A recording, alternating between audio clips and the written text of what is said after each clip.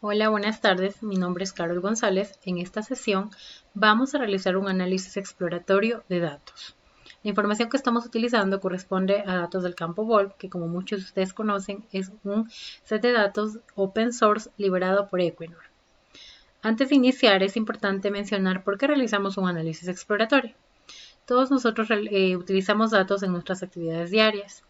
Sin embargo, es buena práctica primero entender los datos, extraer todo el conocimiento y darle sentido antes de construir cualquier análisis. Con este objetivo, vamos a analizar los datos de producción del campo Volv para obtener más detalles o información del campo. Iniciamos importando todas las librerías necesarias para nuestro análisis, que en este caso serían Matplotlib y Seaborn para gráficos, Pandas y NumPy para manipulación y cálculos que requiramos realizar.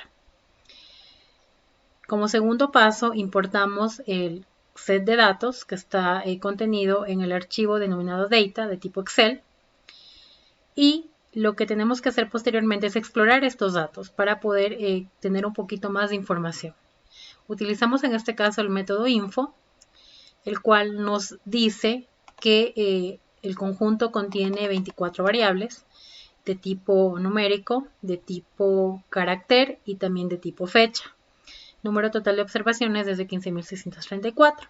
Pero como ustedes observan, hay columnas que tienen un número menor. Esto podría ser un indicativo de datos incompletos o datos nulos. Según el nombre que tenemos de las variables, podemos observar que los datos están asociados a producción de petróleo, agua y gas, así como también el tipo de pozo, tipo de fluido y algunas variables relacionadas al sistema de levantamiento. Esta exploración la completamos o la complementamos con detalles estadísticos básicos para poder tener un mejor entendimiento de qué contiene nuestro data frame. Aquí vamos a utilizar el método describe, que principalmente nos devuelve un conteo del número total de observaciones de cada columna, la media, la desviación estándar, valor mínimo máximo y percentiles. Si revisamos variable por variable, nos percatamos que existe dispersión, analizando la desviación estándar, pero lo más destacable aquí, lo que más llama la atención es que la variable worldwide volume tiene valores negativos, lo cual tenemos que depurar para evitar posibles errores en análisis que realicemos más adelante. Entonces, ahora nos enfocamos en depurar estos valores reemplazándolos por la variable o por el valor 0. También existen columnas con información redundante. Entonces, estas columnas también las tenemos que depurar. En este caso, las columnas serían Wellbore Code, MPD Wellbore Code, MPD Field Code y MPD Facility Code. Otro detalle del data frame es que los nombres que se han asignado a cada columna son un poco complejos, en realidad un poco extensos y poco prácticos. Entonces, con el objetivo de facilitar la manipulación, vamos a asignar nuevos nombres. Aquí, en esta celda, lo que hacemos es crear la lista de nombres nuevos y posteriormente los asignamos. Adicional, a las variables que ya pudimos observar previamente, aunque existen variables, valga la redundancia, relacionadas con las producciones, el set de datos, el conjunto de datos no contiene ni la variable GOR ni la variable corte de agua, por lo cual vamos a calcularlas utilizando el volumen de agua, el volumen de gas y el volumen de petróleo. Una vez que ya hayamos realizado el cálculo, tenemos que verificar que todo esté en orden, que todo se haya realizado correctamente. Entonces, vamos a llamar nuevamente al método describe, que como ya vieron, posteriormente nos permite obtener información de nuestro set de datos, y asimismo vamos a ir revisando, analizando variable por variable, columna por columna, y en este caso nos percatamos que en la columna del GOR el valor máximo es infinito, es decir, es un valor que definitivamente no está dentro de lo normal, pero realmente es algo esperado, considerando que al final de su vida productiva algunos de los pozos ya tienen un caudal de 0. Entonces al dividir, al crear una división para 0, estamos introduciendo este tipo de valores. Entonces también tenemos que depurarlos. Como ya lo hicimos anteriormente, estos valores también los vamos a reemplazar por 0. Ya hemos limpiado un poco nuestro conjunto de datos, calculado variables que vamos a necesitar, explorado, hemos ya obtenido un poco de información, entonces estamos listos para empezar con el análisis exploratorio. Vamos ahora a obtener cifras globales, cifras a nivel de campo. Entonces, primero calculamos la producción e inyección acumulada. El conjunto de datos contiene información de frecuencia diaria, pozo a pozo, por lo cual vamos a calcular los valores de producción acumulada tanto para el agua, para el gas y para el petróleo a lo largo de toda su vida productiva. Para ello, vamos a crear un nuevo data frame que se denomina ProdAccum con el objetivo de no modificar el data frame original que contiene los datos tal cual como los exportamos. Para esta tarea vamos a utilizar la función groupBy, vamos a agrupar por fecha, vamos a hacer la suma respectiva para cada fecha y finalmente la suma acumulada. Antes de ya analizar los datos, como vamos a utilizar algunas gráficas, es conveniente crear una plantilla base, de acuerdo a lo que nosotros queramos visualizar o como nos guste realizar nuestros gráficos. Entonces aquí en esta celda lo que estoy haciendo es crear una plantilla base para el estilo de la gráfica, la estética de la gráfica y también el tamaño de letra de cada label, de cada eje y eso de allí. Esto dependerá de ustedes y cómo más les guste armar sus gráficos. De las gráficas podemos extraer la siguiente información. La producción en total se produjo 10.3 millones de metros cúbicos de petróleo, 1.475 millones de metros cúbicos de gas y 15.3 millones de metros cúbicos de agua, con un volumen total inyectado de 30 millones de metros cúbicos de inyección.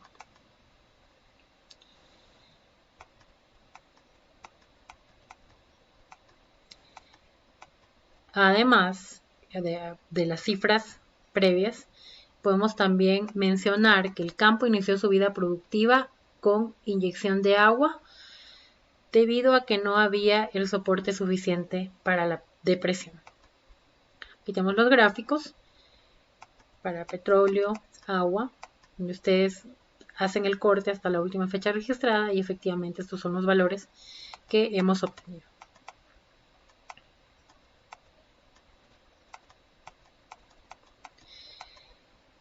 Ahora lo que hacemos es analizar el comportamiento, pero en términos de producción diaria.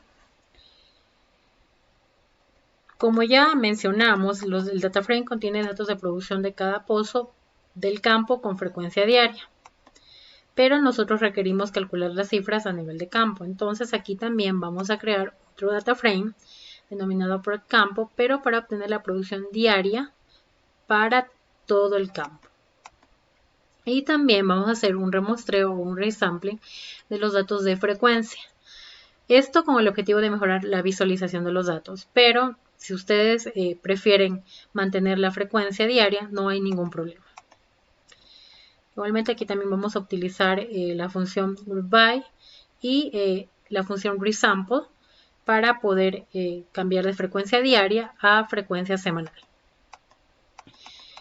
Aquí tenemos el gráfico de producción de petróleo diaria y este gráfico nos está mostrando que el campo alcanzó su pico de producción en el 2009, que estuvo alrededor de los 9.000 metros cúbicos por día, el cual se mantuvo por un año hasta 2010 y ahí es cuando el campo ya inicia su declinación.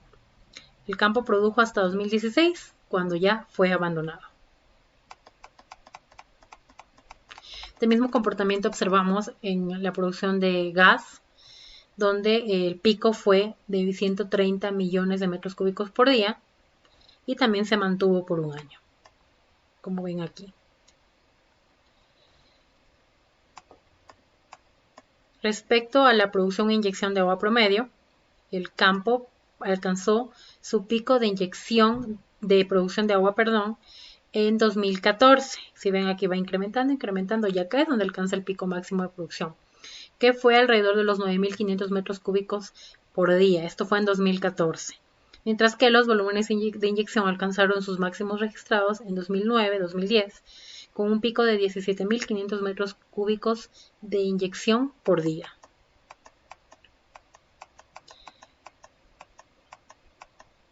Ahora en este siguiente gráfico lo que vamos a representar es el corte de agua y el GOR promedio del campo, pero nuevamente tenemos que también realizar este cálculo. Aquí vamos a asignar estas variables a un data frame denominado rel campo. Nuevamente, esto de crear nuevos data frames es simplemente para no modificar nuestros datos originales. Y bueno, realizar justamente, mantener la información de una forma organizada. Entonces, aquí si analizamos el gráfico, este nos muestra que el GOR realmente fue bastante estable con variaciones mínimas y que el corte de agua incrementó exponencialmente a partir del 2009, alcanzando un valor máximo de 85%.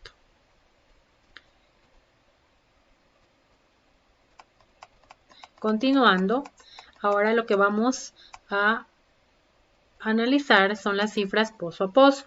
Ya tenemos una idea más clara en realidad del comportamiento del campo. Ya sabemos cuál fue la producción acumulada total, ya sabemos que tuvimos pico de producción y luego empezó la declinación. Entonces ahora es conveniente que vayamos analizando pozo a pozo cada una de las variables.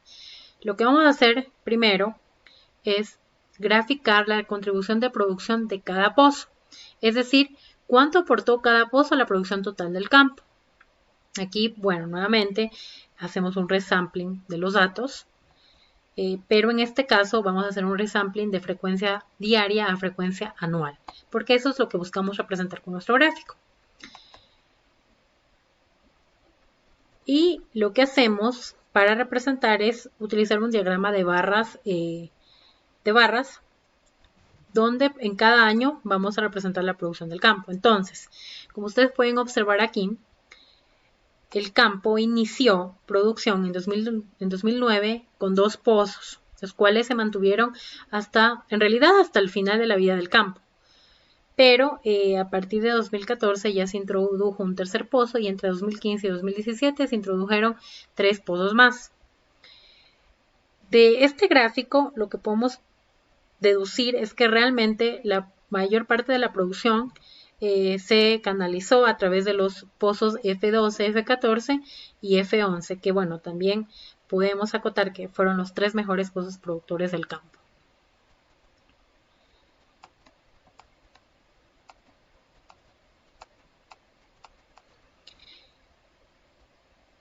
Pero si traducimos estos valores a porcentaje o a fracción, podemos ya como que para tener realmente un número más certero de cómo fue esta distribución de producción, utilizamos un diagrama de pastel o un pie chart. Igualmente, en este caso nuevamente tenemos que calcular otra variable y vamos a hacer la suma total de la producción de cada pozo. Igualmente utilizamos la función group by y hacemos la suma. Y en este diagrama de pastel lo que podemos encontrar es que más del 80%, aproximadamente el 80-85% de la producción del campo, la produjo, valga la redundancia, el pozo F12 y el pozo F14. Un poco más del 10% el pozo F11 y el porcentaje restante entre los demás pozos que se perforaron posteriormente. Lo mismo se observa para el gas, el mismo comportamiento. Y ahora tenemos que analizar de todos estos pozos, que en total son 7, cuántos fueron productores, cuántos fueron inyectores, si existió algún tipo de pozo adicional a estos. Entonces utilizamos un diagrama de barras del cual podemos deducir que de los 7 pozos, 6 produjeron y 2 fueron inyectores. De hecho, como ustedes acá ven, pueden observar, el pozo F5 aparentemente produjo una pequeña fracción de petróleo y posteriormente ya se hizo la conversión a inyector. Para esta representación utilizamos la variable flow kind.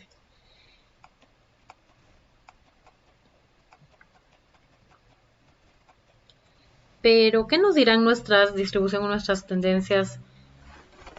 Más bien, ¿qué distribución y qué tendencias podamos encontrar? Entonces, en este caso, vamos a crear diagramas de caja para ver estas tendencias.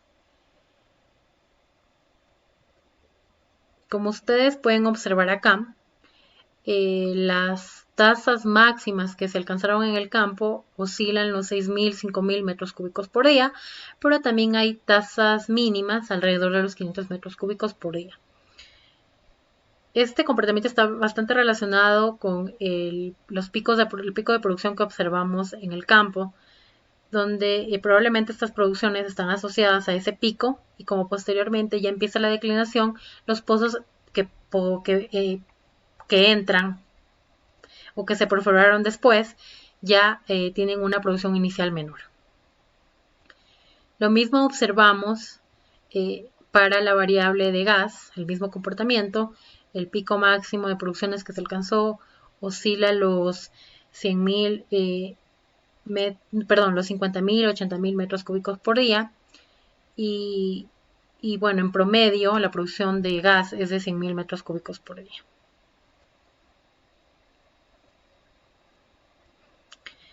Respecto a la producción de agua, los valores máximos son alrededor de 8.000 metros cúbicos por día de producción de agua y los valores mínimos están alrededor de los 500 metros cúbicos por día también.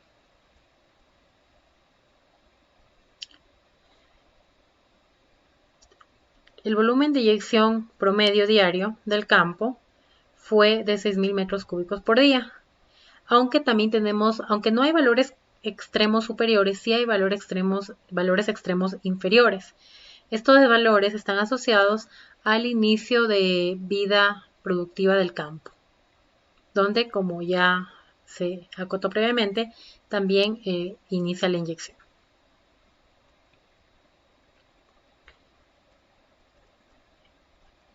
Bien, hemos analizado algunas variables, pero ahora también veamos cómo fue el comportamiento, la evolución de la producción de cada pozo. Los datos el conjunto de datos ya contiene datos de frecuencia diaria para cada pozo. Los podemos mantener o hacer un resampling para mejorar nuestra gráfica. Y aquí tenemos la producción de petróleo pozo a pozo, donde nuevamente corroboramos que los mejores productores fueron el pozo F12 y el F14. Y igualmente, ¿no? Inician con una producción alta, la cual empieza a declinar, y luego los nuevos pozos que van entrando ya tienen también una producción inicial mucho más baja. Esto también se observa con la variable gas, con la variable producción de gas y con la variable producción de agua. Al igual que como vimos con el corte de agua, la producción empieza a incrementar exponencialmente, significativamente a partir de 2009. Respecto al corte de agua y el GOR diario, el comportamiento del GOR es bastante estable, mínimas variaciones, con un rango entre los 125 y 175 metros cúbicos por metros cúbicos. Y el corte de agua obviamente va a reflejar el comportamiento de la producción de agua, incrementa exponencialmente, alcanzando sus valores máximos aproximadamente por 2014, donde es más del 80% de corte de agua. pero realmente este comportamiento es bastante esperado considerando que el campo arrancó con inyección de agua. Finalmente, analizando, bueno, casi finalmente, aún nos falta una sección más, pero aquí tenemos el análisis del comportamiento de inyección. En esta sección igualmente vamos a filtrar únicamente los datos correspondientes a los dos pozos inyectores y las vamos a almacenar en la variable inyectores. Aquí nuevamente observamos los dos pozos y arrancaron con una tasa promedio entre los 8.000 metros cúbicos de inyección por día para posteriormente estabilizarse esta inyección en los 5.000 metros cúbicos por día. Hablando de proporciones y fracciones, también representamos aquí esta producción con un diagrama de pastel. Y podemos observar que el pozo inyectó un mayor volumen fue el F4 con el 53.5% del total de volumen inyectado y el F5 el 46.5%. La diferencia de volumen de inyección entre ambos pozos es del 7%. Finalmente tenemos la variable presión de fondo fluyente. Como ustedes pueden observar, realmente también el comportamiento es bastante estable en pautas generales. Se encontraba la presión de operación entre los 200 y 250 bar y también algo que es remarcable aquí es que el pozo F12, como ustedes pueden observar, registra presiones de fondo fluyente de 0. Esto no está asociado al hecho de que el pozo quizás estuvo inactivo, porque de hecho, como ustedes ya observaron previamente, este pozo produjo hasta el final de la vida del campo, pero probablemente hubo alguna pérdida de datos referente a este pozo de acá. Espero, con esto, bueno, en realidad finalizamos ya el notebook. Espero que haya sido de su agrado, que hayan aprendido mucho y posteriormente esperamos seguir publicando más notebooks referente a estos temas. Y por favor, cualquier duda o inquietud, no duden en contactarnos.